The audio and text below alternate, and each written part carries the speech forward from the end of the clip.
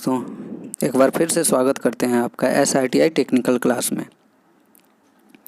तो आज की क्लास का जो हम लोगों का टॉपिक होने वाला है वो क्या होगा, occupational safety, health and environmental education, जिसको शॉर्ट में हम क्या बोलते हैं, OC बोलते हैं, यानी कि OSHEE OC, जिसका पूरा नाम क्या हो जाता है, occupational safety, health and environmental education. ठीक है, तो इस टॉपिक से रिलेटेड हम लोग आज के बाद से कंटिन्यू करेंगे क्वेश्चंस को। ओके, और वीडियो यदि आप लोगों को पसंद आए तो वीडियो को लाइक कीजिएगा, चैनल पे अगर नए हो आप तो चैनल को सब्सक्राइब कर लीजिएगा। ठीक है, तो बिना देर किए हुए क्वेश्चंस की तरफ बढ़ जाते हैं, है ना। पहला क्वेश्चन पढ़े, क्या कर रहा है, protection from accident, danger, risk, hazard और डैमेज इज कॉल्ड एज, यानी कि दुर्घटना हो गया, एक्सीडेंट यानी कि दुर्घटना हो गया, डेंजर यानी कि खतरा, रिस्क यानी कि जोखिम, हैजर्ड का मीन्स भी क्या होता है, खतरा होता है। तो इन सब चीज़ों से जो सुरक्षा प्रदान होती है उस सुरक्षा को हम क्या बोलते हैं, हम बोलते हैं ऑक्यूपेशनल सेफ्टी। क्या बोलते हैं, ऑक्यूपेशनल सेफ्टी। ठीक है, तो ऑप्शन नंबर ए क्या हो जाएगा, करेक्ट हो जाएगा। क्या हो जाएगा, occupational safety. Okay, next question, safety of employees is important because, यानी कि जो एम्प्लॉय है उसकी सेफ्टी क्यों इम्पॉर्टेंट होती है। ऑप्शन नंबर ए कह रहा है increase the quality of product, यानी कि प्रोडक्ट की क्वालिटी में क्या होगा, इम्प्रूवमेंट होगा, इंक्रीज होगा, बढ़ेगा, क्वालिटी क्या होगी, प्रोडक्ट की बढ़ेगी। बी कह रहा है इम्प्रूव प्रोडक्टिविटी, यानी कि उत्पादकता क्या होगी, बढ़ेगी, यानी कि अधिक से अधिक हम प्रोडक्ट का उत्पादन करेंगे। सी कह रहा है रिड्यूस अब्सेंटेज, यानी कि अब्सेंट एम्प्लॉयज जो होगा वो अब्सेंट कम होगा। तो क्या होगा, यदि हम जो हमारा एम्प्लॉय है उसको सेफ्टी प्रदान करेंगे, सुरक्षा प्रदान करेंगे, तभी तो वो क्या होगा, अच्छे से काम करेगा, यानी अच्छे से काम करेगा तो प्रोडक्ट की जो क्वालिटी है वो क्या होगी, सुधरेगी। दूसरी चीज़ है प्रोडक्ट ज़्यादा से ज़्यादा क्या करेगा, उत्पादन होगा। और तीसरी कि वो अब्सेंट क्या होगा, कम होगा, एम्प्लॉय जो है अब्सेंट कम करेगा। तो ये सभी की सभी चीज़ें होने वाली हैं। ऑप्शन नंबर क्या हो जाएगा, डी करेक्ट हो जाएगा, ऑल ऑफ द एबव, यानी कि हम एम्प्लॉय की सुरक्षा प्रदान करें यदि, तो ये सभी की सभी चीज़ें होंगी। ओके, क्या क्या होगा, increase the quality of product, product की क्वालिटी में इंक्रीज होगा, प्रोडक्ट की उत्पादकता अधिक से अधिक होगी और अब्सेंट कम होगा। ठीक है, आगे बढ़ जाएं। क्वेश्चन नंबर थर्ड क्या कर रहा है, loud noise is type of occupational hazard, यानी कि जो तेज आवाज़ है वो किस प्रकार का खतरा है, वो किस प्रकार का खतरा है। तो तेज आवाज़ कहाँ पे असर डालता है, आपके ब्रेन पे, यानी कि ईयर्स के थ्रू किस पे डालता है, ब्रेन पे। ठीक है, तो ये किस प्रकार का हैजर्ड हो गया, this is type of physical hazard. Okay, तो क्या हो जाएगा, ये फिजिकल टाइप का हैजर्ड हो जाएगा। ऑप्शन नंबर ए क्या हो जाएगा, करेक्ट हो जाएगा। किस टाइप का है, ये है फिजिकल टाइप का hazard. Okay, next question, work place safety include protection of the workers against, यानी कि कार्यस्थल की सुरक्षा में कर्मचारियों की सुरक्षा शामिल है। कहने का मतलब यानी कि जो कार्यस्थल है, वर्कशॉप है हमारा, वो सुरक्षित होगा तो हमारे कर्मचारी किस प्रकार से सुरक्षित होंगे। तो यदि कार्यस्थल सुरक्षित होगा, सही होगा, तो मौसम का जो इफेक्ट है, यानी कि ऑप्शन नंबर ए कह रहा है वेदर, यानी कि मौसम का इफेक्ट कम रहेगा वहाँ पे, जैसे धूप से बचे जा सकते हैं। इन्वायरमेंट वहाँ का क्या होगा, खिड़की ज़्यादा लगी होगी वर्कशॉप में तो हवा आती जाती रहेगी, ये सभी चीज़ें होंगी। दूसरी चीज़ें केमिकल से बचे रहेंगे, यानी कि रसायन जो इधर उधर फैले रहते हैं उनसे हम बचे रहेंगे। कब, जब हमारा वर्कशॉप सुरक्षित होगा तब। एंड डस्ट, धूल आदि से बचे रहेंगे। तो हमारे ये जो कर्मचारी है ये कब सुरक्षित रहेंगे, जब हमारा वर्कशॉप सुरक्षित रहेगा। तो इन तीनों चीज़ों से क्या होंगे, सुरक्षित होंगे। ऑप्शन नंबर क्या हो जाएगा, डी करेक्ट हो जाएगा। ओके, क्या हो जाएगा, डी करेक्ट हो जाएगा, ऑल ऑफ द अबव, यानी इन सभी चीज़ों से क्या होगी, सुरक्षा प्रदान होगी। ओके, तो नेक्स्ट 5 नंबर का क्वेश्चन देखते हैं। When a fire emergency occur people have to the work place, यानी कि क्या कर रहा है, जब आग लगने की आपात स्थिति होती है तो लोगों को कार्यस्थल पर से क्या होना पड़ता है, क्या होना पड़ता है।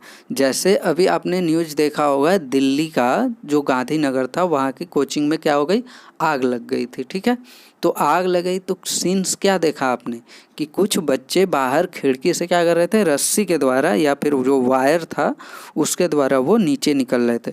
तो क्या होना चाहिए, जब कहीं किसी प्लेस पे आग लग जाए तो क्या करना चाहिए, लॉक्ड इन, अंदर ही लॉक हो जाना चाहिए, रिमूव्ड फ्रॉम या वहाँ से बाहर निकल जाना चाहिए, मूव्ड इनटू या फिर क्या करें, चले गए, मूव्ड इनटू उसी में चले जाएं, या फिर नन ऑफ द अबव, यानी कि इनमें से कोई नहीं। तो क्या हो गया, हमने जो न्यूज़ देखी थी उसमें क्या हो रहे थे, बाहर निकल रहे थे, है ना। तो क्या होना चाहिए, removed from, option number B क्या हो जाएगा, करेक्ट हो जाएगा। वहाँ से क्या होना चाहिए, बाहर निकल जाना चाहिए। ओके, होप आप लोगों को समझ में आ रहा होगा, और समझ में आ रहा है तो लाइक कर दो वीडियो को। नेक्स्ट क्वेश्चन आज का, पीपीई स्टैंड फॉर, यानी कि पीपीई का पूरा नाम क्या होता है। तो क्या होता है भैया, ये तो बताने की ज़रूरत नहीं है ना। क्या होता है, पर्सनल प्रोटेक्टिव इक्विपमेंट। क्या हो जाएगा, personal protective equipment, option number A correct हो जाएगा। ओके, ये हमेशा लर्न होना चाहिए आप लोगों को। कुछ क्वेश्चन जो होता है वो क्या होना चाहिए, हमेशा आपके जुबान पे होनी चाहिए। जैसे पीपीई का पूरा नाम क्या होता है, पर्सनल प्रोटेक्टिव इक्विपमेंट। सीपीयू का पूरा नाम क्या होता है, सेंट्रल प्रोसेसिंग यूनिट। ये सारी चीज़ें पता होनी चाहिए, है ना। आगे बढ़ जाते हैं। पीपीई इंक्लूड्स, पीपीई में क्या क्या चीज़ें इंक्लूड होती हैं, पीपीई के अंदर क्या क्या चीज़ें इंक्लूड्स होती हैं। तो क्या क्या होता है भैया, ऑप्शन नंबर ए कह रहा है सेफ्टी हेलमेट है ना, सेफ्टी हेलमेट्स। बी कह रहा है ग्लव्स। सी कह रहा है सेफ्टी ग्लासेज, है ना। एक बार फिर से देख लेते हैं, पीपीई इंक्लूड्स, पीपीई के अंदर क्या क्या चीज़ें इंक्लूड्स होती हैं। तो सेफ्टी हेलमेट, बी कह रहा है ग्लव्स, सी कह रहा है सेफ्टी ग्लास, और डी कह रहा है ऑल ऑफ द अबव। तो सेफ्टी पीपीई के अंदर क्या होता है, ये सभी के सभी चीज़ें इंक्लूड होगी ना।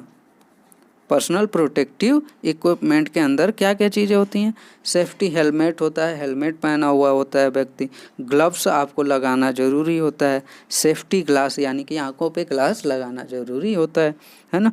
तो क्या हो जाएगा, ऑप्शन नंबर डी करेक्ट हो जाएगा, all of the above. Okay, ये सभी की सभी चीज़ें इंक्लूड होती हैं किसके अंदर, पीपीई के अंदर, यानी कि personal protective equipment. Okay, next question देखें आज का 8 नंबर का क्या कह रहा है, protect hands from cuts, burn और हार्मफुल लिक्विड, यानी को हाथों को कटने, जलने या हानिकारक तरल पदार्थों से बचाएं। तो हाथों को कटने से या फिर जलने से कैसे बचा सकते हो, जब आपके हाथों पे कुछ प्रोटेक्शंस लगा होगा। प्रोटेक्शंस में क्या लगाओगे, गोगल्स मीन्स क्या होता है, आँखों के लिए चश्मा लगाओगे। ग्लव्स कहाँ पे पहना जाता है, हाथों में, हाथों को प्रोटेक्ट करेगा। ऑप्शन नंबर क्या हो जाएगा, बी करेक्ट हो जाएगा। क्या हो जाएगा, ग्लव्स। ओके, तो ग्लव्स क्या करेगा, हमारे हाथों को कट से बचाएगा, बर्न से बचाएगा, है ना, और हार्मफुल लिक्विड जो होते हैं इन सारी चीज़ों से हमें बचाएगा। कौन बचाएगा, ग्लव्स बचाएगा। ओके, तो ऑप्शन नंबर बी क्या हो जाएगा, करेक्ट हो जाएगा, ग्लव्स। ओके, आगे बढ़ जाएं। Are is use for eye protections, आँखों की सुरक्षा के लिए आप किसका प्रयोग करते हो? जनरल सा क्वेश्चन है ना। चलो इस क्वेश्चंस का जवाब आप हमें कमेंट बॉक्स में दे देना। ओके,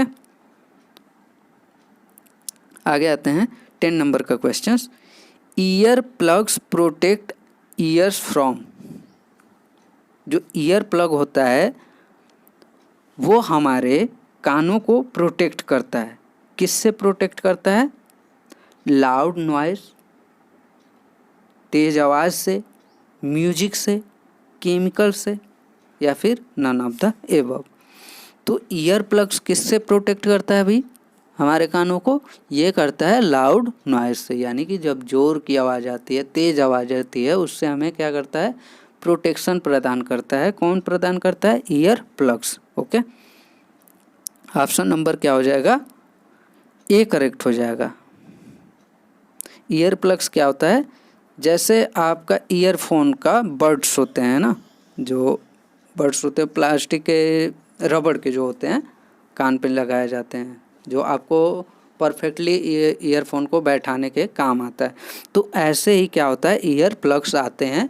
वो क्या होता है, जब आप लगा लेते हो तो बाहर की आवाज़ें सुनाई देना बंद हो जाती है। ठीक है, तो क्या होता है, ईयर प्लग्स हमें लाउड नॉइज से बचाता है।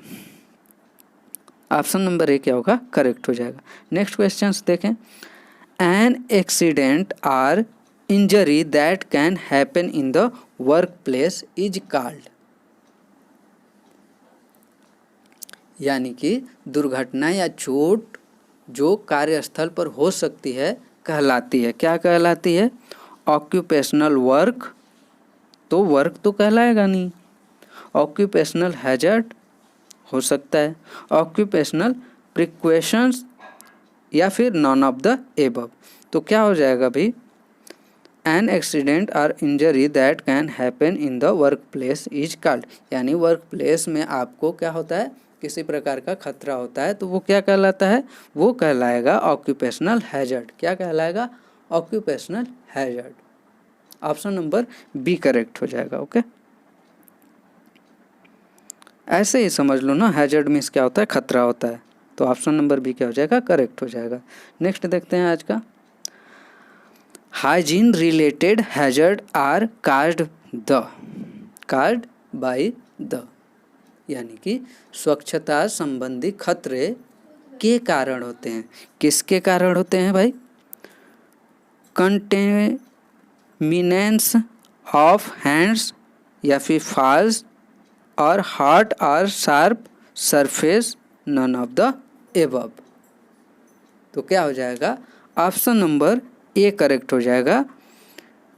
कंटामिनेशंस ऑफ हैंड्स, यानी कि हाथों का संदूषण, या फिर इसके द्वारा क्या हो जाता है, इससे स्वच्छता संबंधी खतरे कारण होते हैं। कौन से? जो हाथों की गंदगी है, इससे क्या होते हैं? स्वच्छता संबंधी, हाथों से रिलेटेड स्वच्छता संबंधी खतरे होते हैं। ओके, तो ऑप्शन नंबर क्या हो जाएगा? ए करेक्ट हो जाएगा।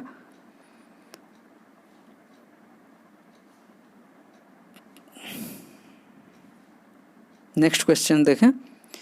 Is an example for flammable और एक्सप्लोसिव सब्सटेंस। यानी कि ज्वलनशील या विस्फोटक पदार्थों का एक उदाहरण है। तो इनमें से कौन सा ज्वलनशील या विस्फोटक पदार्थों का एक उदाहरण है? तो कौन सा हो जाएगा भैया?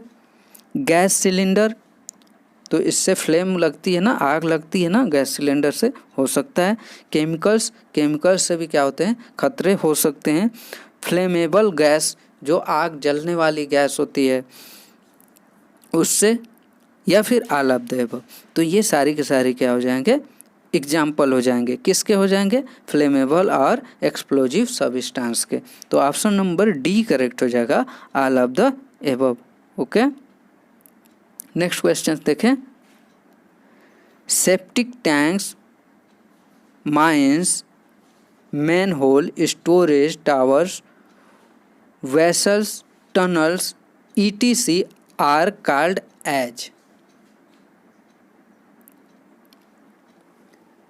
यानी कि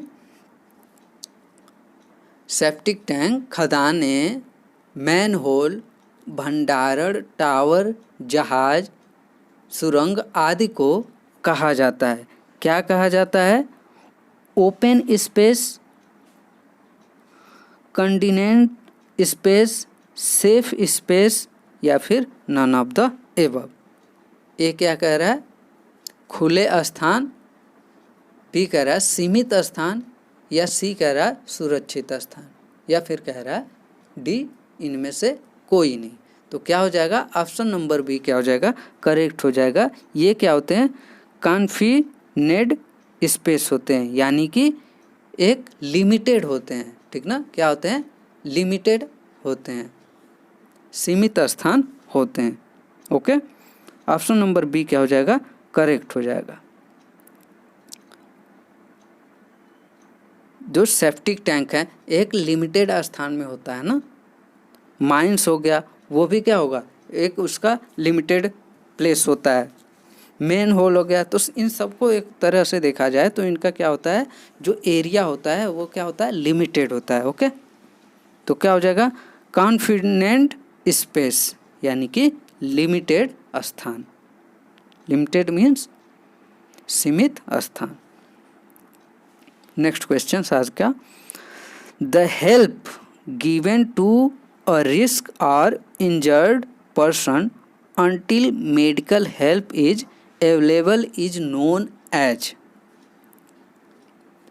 यानी कि चिकित्सा सहायता उपलब्ध होने तक किसी बीमार या घायल व्यक्ति की दी जाने वाली सहायता को किस रूप में जाना जाता है? तो किस रूप में जाना जाता है भाई? लोन के रूप में? लोन दे रहे हो ना भाई, उसको मेडिकल सुरक्षा दी जाती है तो लोन थोड़े देगा, लोन नहीं होगा। क्या होगा? फर्स्ट एड, यानी कि प्राथमिक उपचार। ऑप्शन नंबर बी करेक्ट हो जाना चाहिए। अटेंशन, अटेंशन नहीं होगा। नन ऑफ द एबव, ये भी नहीं होगा। तो क्या हो जाएगा? Option number B is the right answer. क्या हो जाएगा? फर्स्ट एड, यानी कोई व्यक्ति चोटिल है उसको अस्पताल ले जाने से पहले जो हम सुरक्षा करते हैं, यानी जो उपचार देते हैं उसको हम क्या बोलते हैं? फर्स्ट एड बोलते हैं, यानी कि प्राथमिक उपचार बोलते हैं। तो करेक्ट आंसर क्या हो जाएगा? Option number B is the right answer. Next questions, while giving first aid for burns which one of the following should be avoided? क्या कर रहा है? जलने पर प्राथमिक उपचार देते समय निम्नलिखित में से किससे बचना चाहिए? यदि कोई व्यक्ति जल गया है, उसको आप प्राथमिक उपचार दे रहे हो, तो ये जो ऑप्शन दिए हुए हैं इनमें से किस चीज़ों से आप बचोगे? तो क्या होगा? Ointment and cream, iced water, या फिर both of the above. D कह रहा है कूल और लक्विवार्म रनिंग वाटर। पहला कह रहा है मरहम और क्रीम, दूसरा कह रहा है बर्फीली पानी। ए और बी दोनों, या फिर डी कह रहा है ठंडा या गुनगुना बहता पानी। तो क्या हो जाएगा? ऑप्शन नंबर सी करेक्ट हो जाएगा, बोथ ए एंड बी। ठीक ना? किससे बचना चाहिए? ऑइंटमेंट एंड क्रीम से और आइस वाटर से। किससे? मरहम और क्रीम से बचना चाहिए और बर्फीली पानी से बचना चाहिए। तो ऑप्शन नंबर सी क्या हो जाएगा? करेक्ट हो जाएगा, both of the above. Right answer क्या हो जाएगा? Option number C. Next question, hazard are caused by, hazards are caused by, किसका खतरा किसका कारण होता है? खतरा का कारण क्या होता है? खतरे का कारण क्या होता है भाई? पीपुल, लोग होते हैं, इक्विपमेंट होता है, इन्वायरमेंट होता है, या फिर ऑल ऑफ द एबव। तो खतरा कैसे बढ़ सकता है? लोगों के द्वारा भी हो सकता है ना। इक्विपमेंट, यानी इक्विपमेंट ऐसा समझो कि आप कहीं वर्कशॉप में काम कर रहे हो, किसी व्यक्ति को मशीन को ऑपरेट नहीं करने आता है तो आप ऑपरेट करने के लिए उसे भेज देते हो, तो उसके पास तो नॉलेज है नहीं ऑपरेट करने का, तो हो सकता है वो किसी प्रकार का खतरा उत्पन्न कर सकता है। ठीक है। इक्विपमेंट यानी कि आप जो इक्विपमेंट इस्तेमाल करने वाले हो सकता है वो इक्विपमेंट ख़राब हो या फिर उस इक्विपमेंट का इस्तेमाल करना मुझे नहीं आता, तो भी क्या हो सकता है, खतरा हो सकता है। या सी की बात करें तो इन्वायरमेंट, वहाँ का इन्वायरमेंट जो है सही नहीं है, वर्कशॉप का इन्वायरमेंट सही नहीं है। फॉर एग्जांपल यदि नीचे क्या है, ऑयल फैला हुआ है और आप क्या है किसी आग लगने वाले इक्विपमेंट से कार्य कर रहे हो, तो डेफिनेटली ये लाजमी है कि क्या होगा, वहाँ पे आग लग सकती है। ठीक है। तो इस प्रकार से खतरा हो सकता है। तो ये चीज़ें क्या होती हैं, खतरे का कारण बन सकती हैं। ऑप्शन क्या हो जाएगा, ऑल ऑफ द एबव। ठीक है। डी क्या हो जाएगा, करेक्ट हो जाएगा। क्या होगा, all of the above. Next questions देखें। Cause injury to workers when an object, piece of equipment or material comes in contact with the worker। कह रहा है जब कोई वस्तु, उपकरण या सामग्री कर्मचारी के संपर्क में आती है तो श्रमिकों को चोट पहुंचाता है। किस प्रकार से पहुंचाता है? क्या कर रहा है, जब कोई वस्तु, उपकरण या सामग्री कर्मचारी के संपर्क में आता है तो वो किस प्रकार से श्रमिक को चोट पहुंचा सकता है? तो फिजिकल हैजर्ड्स होगा, केमिकल हैजर्ड्स होगा, या बायोलॉजिकल हैजर्ड्स होगा, या फिर साइकोलॉजिकल हैजर्ड्स होगा। तो किस प्रकार से होगा? जब वो किसी वस्तु, उपकरण या सामग्री के संपर्क में आएगा तो वो शारीरिक रूप से होगा ना, उसमें क्या होगा, शरीर पे इफेक्ट पड़ेगा, बॉडी पे इफेक्ट पड़ेगा। तो क्या हो जाएगा, ऑप्शन नंबर ए करेक्ट हो जाएगा, फिजिकल हैजर्ड्स होगा। किस प्रकार का हैजर्ड्स होगा? फिजिकल हैजर्ड्स होगा, यानी कि शारीरिक नुकसान होने वाला है उससे। आगे देखें आज का क्वेश्चन क्या है। Fire uneven surface working at height, unprotected electrical equipment can cause hazards.